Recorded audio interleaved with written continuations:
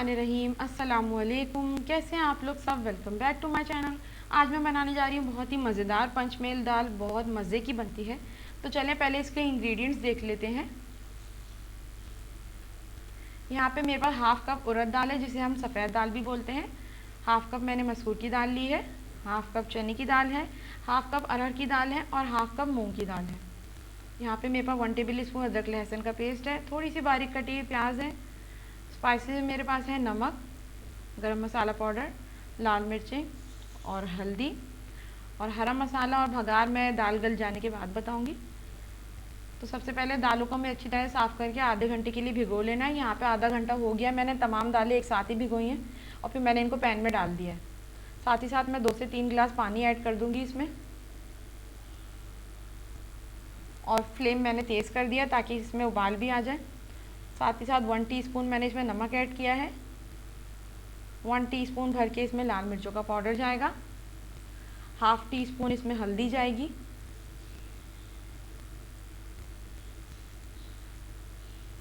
यहाँ पे मैं इसमें लहसुन अदरक का पेस्ट भी ऐड कर दूँगी, 1 टेबल स्पून है, और थोड़ी सी बारीक कटी हुई प्याज, क्योंकि प्याज हमें बहुत ज़्यादा नहीं डालनी, इतनी ही डालनी है, थोड़ी सी, बहुत ज़्यादा नहीं होनी चाहिए। तो बस इसको अच्छी तरह से मिक्स कर लेंगे और इसको मैं थोड़ी देर कवर करूँगी और दाल में उबाल आ जाएगा तो मैं बिल्कुल लो फ्लेम पे 45 मिनट्स के लिए इसको पकाऊँगी, तकरीबन पौने घंटे के लिए, ताकि दाल अच्छी तरह से गल जाए। बिल्कुल लो फ्लेम पे हमें पकानी है। यहाँ पे देखिए 45 मिनट्स हो चुके हैं, दाल बिल्कुल अच्छी तरह से गल गई है तमाम दालें। तो बस यहाँ पे हम इसमें गरम मसाला ऐड कर देंगे। गरम मसाला हाफ़ टी स्पून से थोड़ा सा ज़्यादा लिया है, और 3 से 4 हरी मिर्चें हैं, इसको मैंने कट कर लिया है, और थोड़ा सा हरा धनिया है, इसको हम थोड़ा सा अभी डालेंगे, थोड़ा हम गार्निशिंग के लिए रोक लेंगे, और इन तमाम चीज़ों को अच्छी तरह से मिक्स कर लेंगे। ये दाल बहुत ही मज़ेदार बनती है, और इस रेसिपी को अगर आपने नहीं ट्राई किया अब तक तो ज़रूर ट्राई करें, बहुत मज़े की बनती है ये। अब दूसरी तरफ ही मैं भगार की तैयारी भी स्टार्ट कर दूँगी।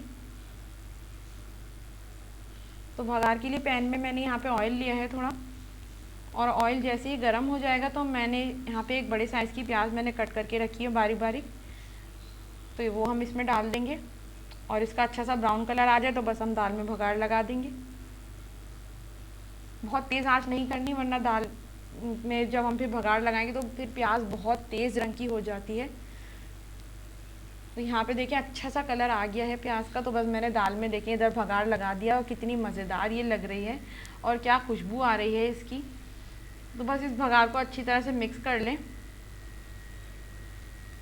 और आप देखिए ये दाल बहुत झटपट से तैयार हो जाती है। और गर्मियों में तो ज़्यादातर हमें दाल खाने का ही दिल चाहता है, दाल चावल तो गर्मियों की फेवरेट डिश होती है हम लोगों की। बहुत मज़ेदार ये बनती है, और बहुत आप देखिए कितनी ईजिली ये बन गई, इसमें कोई भी इतना टाइम नहीं लगता।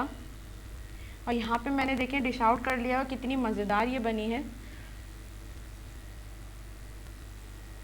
और साथ ही साथ मैं इसको थोड़ा सा आपको सर्व करने का भी तरीका बताऊंगी, कि मैंने इसे प्लेट में भी सर्व करके दिखाया है।